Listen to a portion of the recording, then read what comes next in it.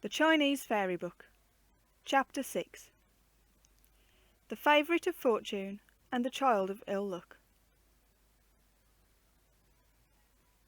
Once upon a time there was a proud prince who had a daughter. But the daughter was a child of ill luck. When it came time for her to marry, she had all her suitors assembled before her father's palace. She was going to throw down a ball of red silk among them, and whoever caught it was to be her husband. Now there were many princes and counts gathered before the castle, and in their midst there was also a beggar. And the princess could see dragons crawling into his ears and crawling out again from his nostrils, for he was a child of luck. So she threw the ball to the beggar, and he caught it. Her father asked angrily, "Why did you throw the ball into the beggar's hands?" "He is a favourite of fortune," said the princess.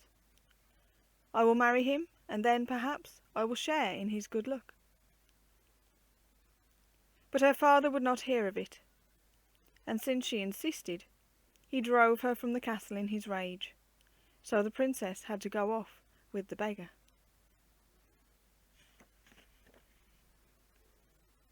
She dwelt with him in a little hut, and had to hunt for herbs and roots and cook them herself, so that they might have something to eat.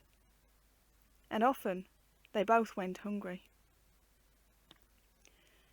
One day her husband said to her, "I will set out and seek my fortune, and when I have found it, I will come back again and fetch you."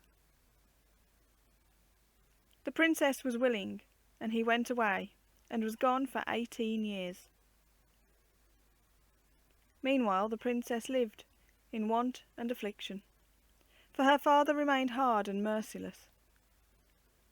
If her mother had not secretly given her food and money, no doubt she would have starved to death during all that time. But the beggar found his fortune, and at length became emperor. He returned and stood before his wife.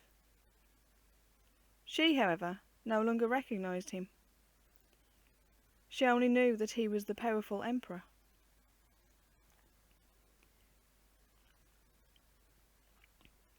He asked her how she was getting along.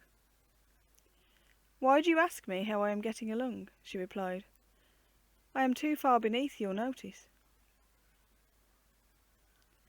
"And who may your husband be?" "My husband was a beggar. He went away to seek his fortune. That was 18 years ago, and he has not yet returned." "And what have you done during all those long years?" "I have been waiting for him to return." "Do you wish to marry someone else, seeing that he has been missing so long?" "No, I will remain his wife until I die." When the emperor saw how faithful his wife was, he told her who he was, had her clothed in magnificent garments, and took her with him to his imperial palace. And there they lived in splendour and happiness. After a few days the emperor said to his wife, "We spend every day in festivities, as though every day were New Year."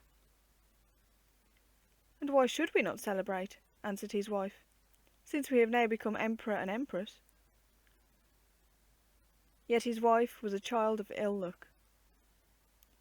When she had been empress no more than 18 days, she fell sick and died.